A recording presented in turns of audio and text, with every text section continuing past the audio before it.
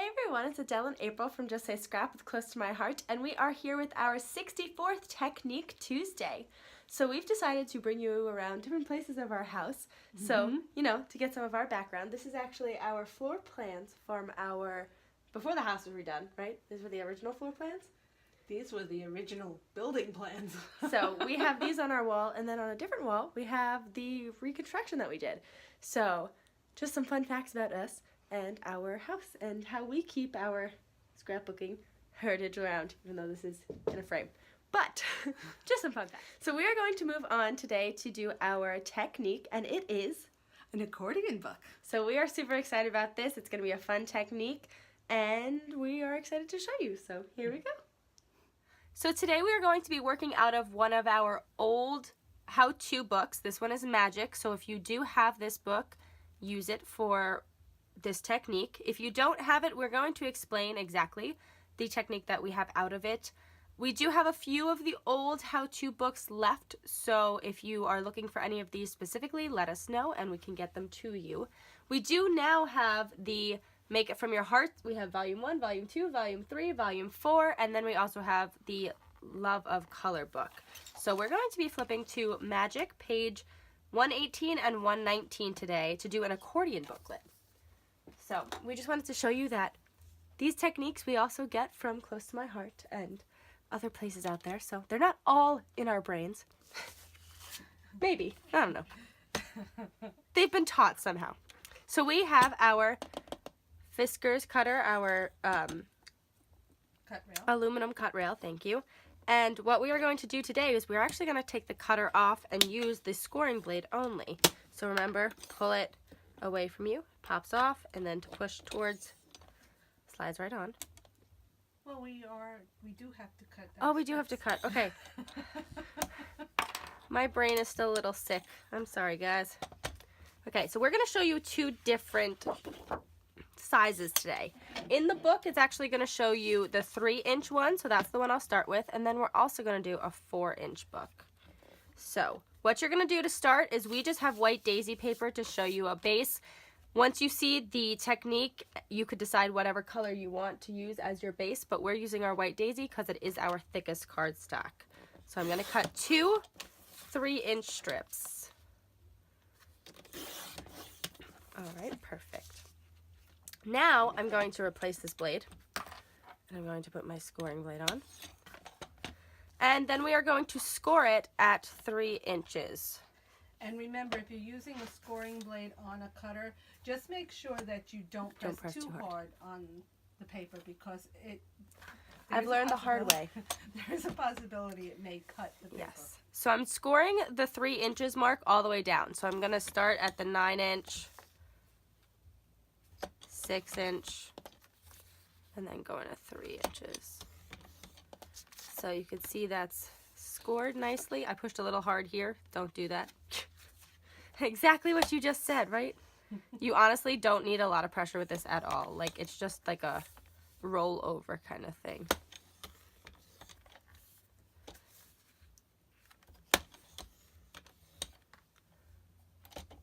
Perfect. All right, we've got those. So put this aside.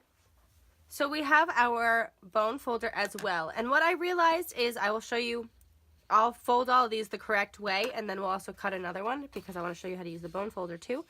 But we are making a booklet. So remember, you always want to fold towards that bump on the back. So it's going to be like you're folding it the wrong way.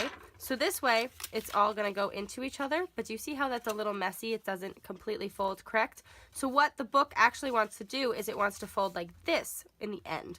So I'm going to recut our paper. See, everybody makes mistakes, right? I'm going to put my cutter back. Ooh, don't drop your blade. It's scary. Okay, got my cutter back on here. I'm going to recut this, so I have my 3-inch strips again. But this time I'm actually going to show you that if you keep this up and you only have a bone folder, if you don't have your scoring blade, you can actually use the bone folder to score things. So we're going to open this up, and this time, if you didn't get what I was saying before, I will explain now. So I'm going to put this in the crease of my cutting guide here, right there. And see, look, I've scored it with the bone folder. Now, when I go to 6 inches, I'm actually going to flip it because we want to accordion this book. So if I'm doing that and continue to flip it, it's going to be a nice accordion. Perfect.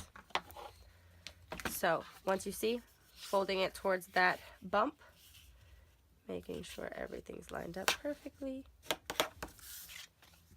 Folding it towards that bump. I'm going to open this up. Folding it towards that bump. And sometimes when you are doing it with the bone folder, you're going to have to line it up a little bit, but it will give you that crease just because I wasn't pressing as hard with the bone folder. Or if you have our old scoring board, use that as well. So see, now we've got an accordion, which is going to work perfectly for your book. So I'm just going to do that again quickly with this.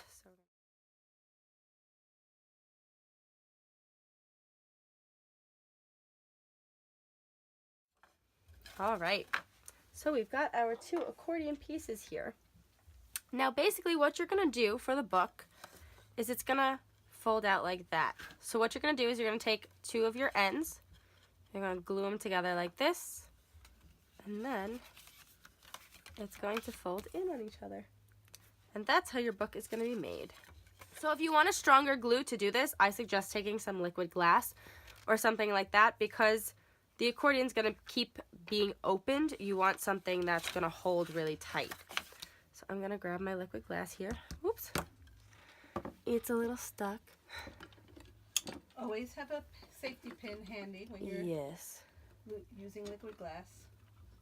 And remember to keep the tip the way it is. You don't want to cut it, otherwise too much glue will come out of the tip. Correct. Just see, dried glue just came off. I always keep a safety pin attached to my scissors, attached to my workspace.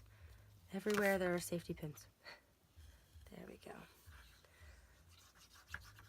So liquid glass does go a long way. You don't want to put too much, otherwise it will overflow on the edges. But be generous with it as well.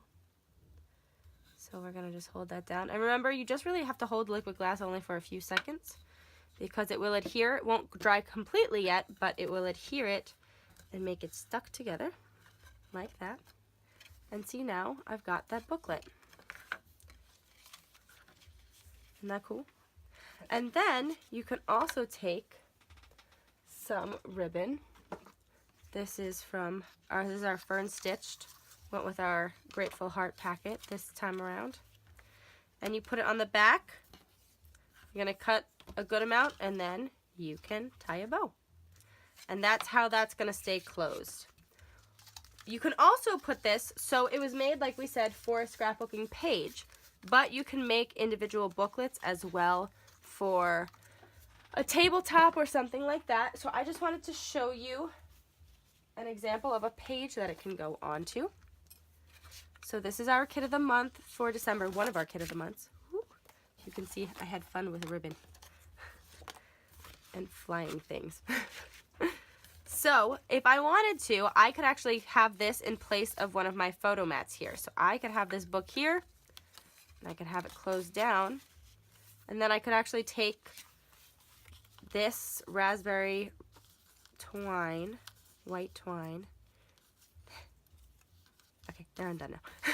I could take this twine and I can actually put it around, and that would be my little booklet. And then I would untie it, and then you'd go ta-da, and it would pop.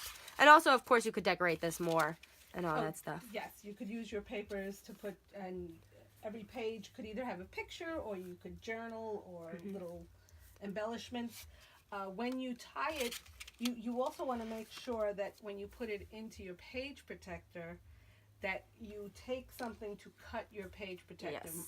Do the markings of where it is. So we do actually sell a cutting mat. It's with our piercing tool now. It's a little 6x6 mat. It's kind of like the Versamat, which is self-healing. And you can actually slip it under your page protector and cut right on that, and then you will have no problem. Right. Usually I would stick the Versamat in there, but that's too big. So just make sure you stick something in there that is self-healing, And then you could cut this out. And who knows, maybe this is part of our kit of the month. Ooh. So you'll have to see the kit of the month to see that finished product. So I also wanted to show you, if you wanted to make a little bit of a bigger book and you wanted to keep it on a coffee table or something like that, you can make a 4x4 book. You're not going to have as many spots or flips? Sections? Yeah, that's it. You're not going to have as many openings, but you're still going to have the basic idea of that book. So,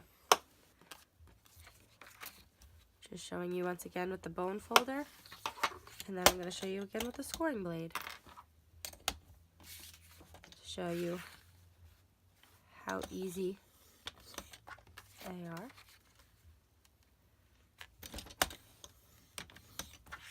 Alright. So put our cutter aside, and remember always to put this back on. You don't want to leave your blades sitting around. So folding towards that bump again. And if you really wanted to reinforce these books too, you could always grab some washi tape and throw it. Once you've folded it, you can put some washi tape along the edges too. It'll reinforce the books a little bit more. But our White Daisy cardstock is, like we said, very, very thick. So you should be good, but just another embellishment tip there. So as you see, this book is going to be slightly smaller. Not as many pop outs, but it is still going to be super cute. And ooh, I guess I didn't close that before. And it also is going to be something that's very cute that can sit on a coffee table for any holiday. And you could always add flip-flops. Great book to give to a grandma with pictures of their grandchildren. Yes, grandfather, grandmother. Yes, grandparents, I should have said. But, and if these are decorated, they could be super cute.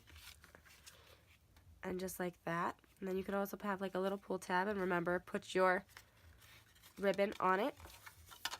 But there you go. And it could just sit even on your coffee table like this. Sure. So then you could see both sides. Mm-hmm. But, because you will decorate both sides. Yes. So, but that is our technique this week. Do you have any other little things to say? No, I'm just going to say that it's a great opportunity to get pictures on pages and the embellishments. So do you see how they embellished all of this? Every page is a spot for embellishing. Yes. Every page has a design on it, so it's looks plain. Yes, when it's just you're just starting. But do you see how that pulls out and how cute that is? So that is our accordion book. And we hope you enjoyed Technique Tuesday. If you have any questions about how to make the accordion book, or if you just want some clarification about anything, let us know. Also, we would love to see your accordion books. Yes. And how you've used them. So please let us know in the comments or send us photos, anything like that. We'd love to see them.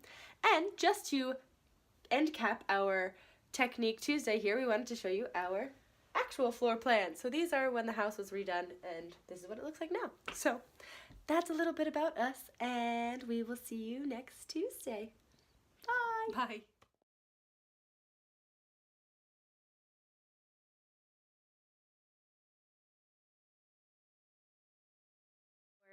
Technique Tuesday, which is going to be on A booklet. accordion book. I couldn't think of the word. It's a how-to book, not a nice Darn it. And like you saw before, well, Ba-la-la-la. Ba-la-la-la. Ba-la-la-la.